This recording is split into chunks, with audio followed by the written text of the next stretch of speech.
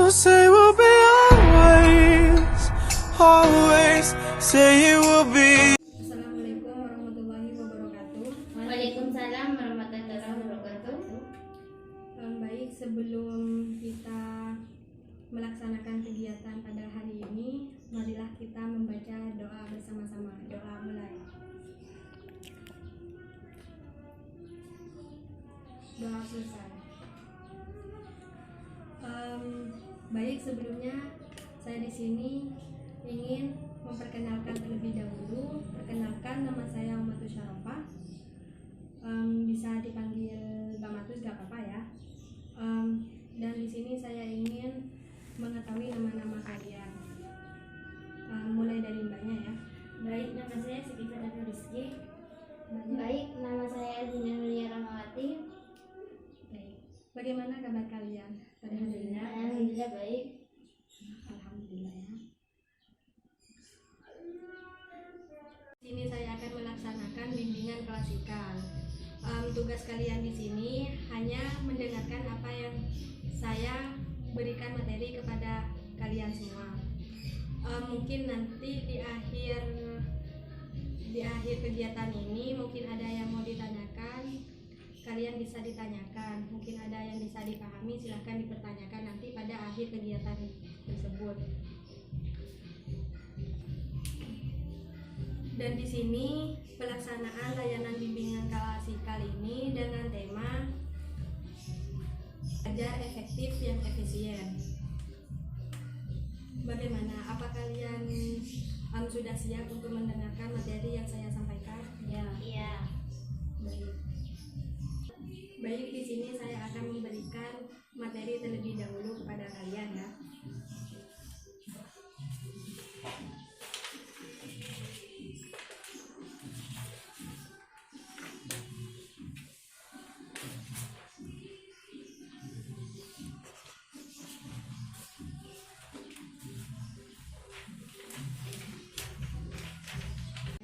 Langsung saja ya, saya akan menjelaskan materi yang saya sampaikan pada hari ini. Di sini ada 3 poin. Yang pertama yaitu saya akan menjelaskan pengertian belajar, dan yang kedua yaitu faktor-faktor yang mempengaruhi belajar, dan yang ketiga yaitu strategi belajar yang efektif dan efisien. Yang pertama yaitu pengertian belajar. Pengertian belajar di sini yaitu aktivitas yang dilakukan oleh seseorang yang disadari atau disengaja. Aktivitas belajar menunjukkan pada keaktifan seseorang dalam melakukan aspek mental yang memungkinkan terjadi perubahan pada dirinya. Maksudnya di sini bisa saya simpulkan bahwasanya belajar ini adalah kalian di sini sangat membutuhkan yang namanya belajar. Jika kalian tidak melakukan proses belajar, maka kalian tidak akan mendapatkan apa-apa. Maksudnya tidak bakalan mengetahui pengetahuan apapun jika kalian tidak melakukan proses belajar tersebut. Jadi kalian di sini sangatlah membutuhkan yang namanya proses belajar. Jika kalian melakukan proses belajar tersebut, maka kalian akan mengetahui pengetahuan apapun dan kalian bakalan mempunyai ilmu yang sangat baik jika kalian melakukan proses belajar. Maksudnya kalian akan mempunyai ilmu yang banyak. Jika kalian sudah mempunyai ilmu yang banyak, maka kalian bisa membantu teman-teman kalian, bisa membantu orang lain ya, atau ilmu kalian bisa diturunkan kepada teman-teman kalian, bisa membantu kepada teman kalian tersebut, seperti itu. Dan selanjutnya yaitu yang kedua, faktor-faktor yang mempengaruhi belajar. Faktor yang mempengaruhi belajar di sini ada 2 faktor, yaitu faktor internal dan faktor eksternal. Faktor internal ini adalah faktor yang dari dalam siswa, dari dalam kalian semua, begitu, dari dalam diri kalian. Dan yang kedua yaitu faktor eksternal, dari luar siswa, seperti itu. Faktor internal ini contohnya seperti kesehatan, bakat, minat, motivasi, cara belajar. kesehatan. Jadi kalian sangat penting untuk menjaga kesehatan kalian. Jika kalian tidak menjaga kesehatan, maka kalian tidak sehat, maka kalian melakukan proses belajar maka tidak bersungguh-sungguh seperti itu. Jadi kalian harus menjaga kesehatan kalian agar bisa melaksanakan proses belajar tersebut. Bakat, minat. Kalian di sini harus mempunyai bakat atau minat untuk belajar. Karena kalian jika tidak mempunyai bakat dan minat untuk belajar, maka kalian akan malas untuk belajar dan kalian tidak bakalan tahu apa-apa seperti itu jika kalian tidak belajar. Motivasi ini kalian harus mempunyai motivasi diri sendiri. Kalau kalian tidak mempunyai motivasi, tidak mempunyai semangat, maka kalian tidak akan bisa melaksanakan proses belajar jika kalian tidak mempunyai semangat tersebut.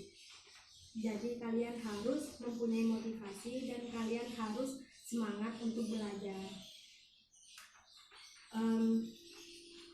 Dan selanjutnya yaitu faktor eksternal. Faktor eksternal ini dari luar diri siswa, maksudnya dari luar diri kalian. Contohnya seperti keluarga, seperti teman-teman, seperti lingkungan sekitar, seperti itu.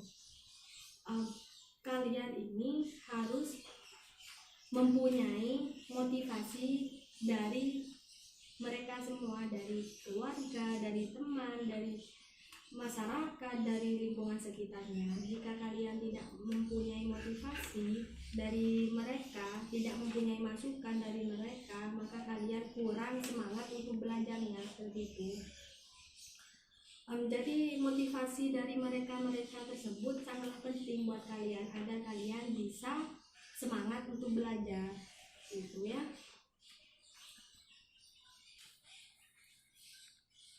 Dan selanjutnya yaitu yang terakhir adalah strategi belajar yang efektif dan efisien. Di sini ada 7 poin ya. Yang pertama yaitu mengatur waktu belajar. Jika kalian melaksanakan belajar, kalian harus benar-benar tahu atau harus benar-benar mengatur waktu kalian untuk belajar. Kalau kalian tidak mengatur waktu belajar kalian, maka kalian proses belajarnya itu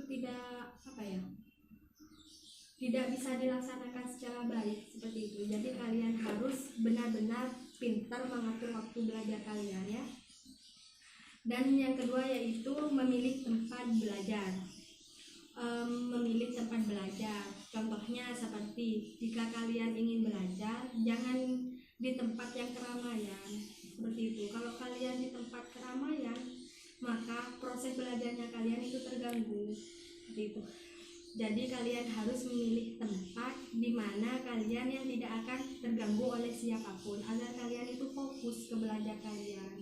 Kalau kalian fokus kan kalian bisa memahami apa yang kalian adakan seperti itu kan ya. Dan yang ketiga yaitu penggunaan sarana dan prasarana belajar. Contohnya seperti buku, alat tulis. Bukulah sangatlah penting kepada kalian. Jika kalian melakukan proses belajar tanpa buku, maka kalian tidak akan berjalan kan seperti itu. Dan jadi harus ada alat tulis seperti itu. Biar kalian belajarnya melakukan belajar itu dengan baiklah gitu. Dan yang keempat yaitu membuat review materi. Jika kalian belajar dengan materi yang banyak di buku kalian bisa mereview materi tersebut. Apa sih materi yang penting kepada kalian itu bisa direview. Ambillah yang penting-penting kepada kalian. Seperti itu, janganlah belajar buku yang banyak-banyak tapi tidak masuk seperti itu. Jadi kalian harus benar-benar review materi tersebut jika belajarnya di buku itu banyak seperti itu ya. Mengembangkan materi.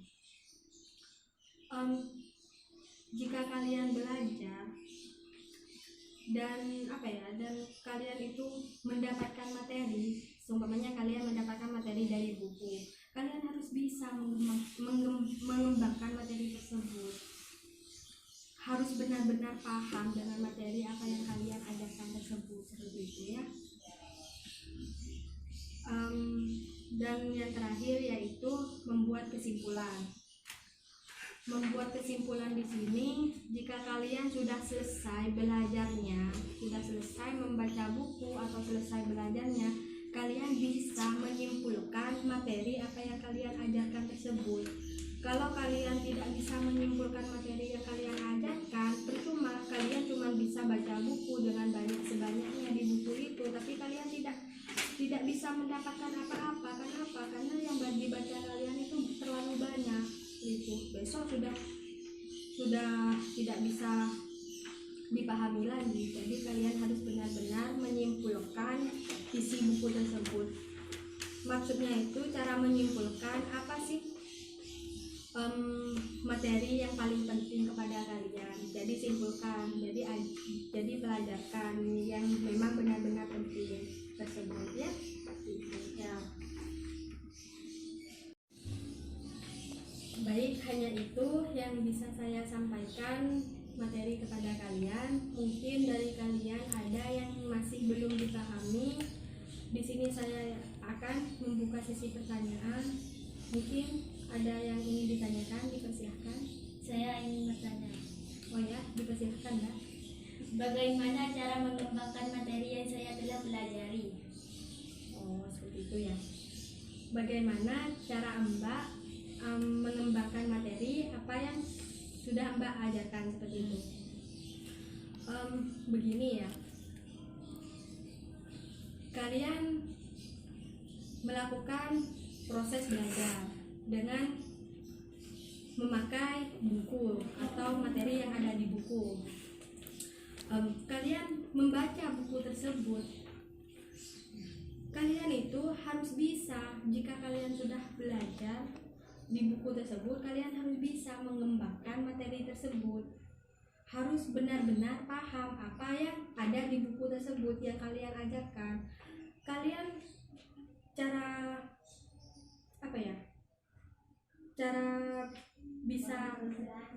bisa mengembangkan, contohnya seperti bisa menyimpulkan materi yang ada di buku di sini. Kalian catat yang penting-penting apa, menurut kalian itu yang penting itu apa, kalian catat. Jadi kalian harus lebih mengembangkan materi tersebut, seperti itu. Jadi kalau kalian mencatat materi yang kalian memang benar-benar penting kepada kalian, nanti kalian bisa mengembangkan materi tersebut, seperti itu ya. Intinya kalian harus benar-benar bisa menyimpulkan materi yang kalian baca tersebut, seperti itu ya. Baik, mungkin ada yang ingin ditanyakan lagi? Tidak ada ya? Jika tidak ada, mungkin saya ingin tutup kegiatan pelaksanaan layanan bimbingan klasika tersebut. Kurang lebihnya saya mohon maaf sebesar-besarnya. Semoga apa yang saya berikan materi kepada kalian bermanfaat bagi kalian semua ya. Ya. Assalamualaikum warahmatullahi wabarakatuh. Waalaikumsalam warahmatullahi wabarakatuh. You and me till the old days.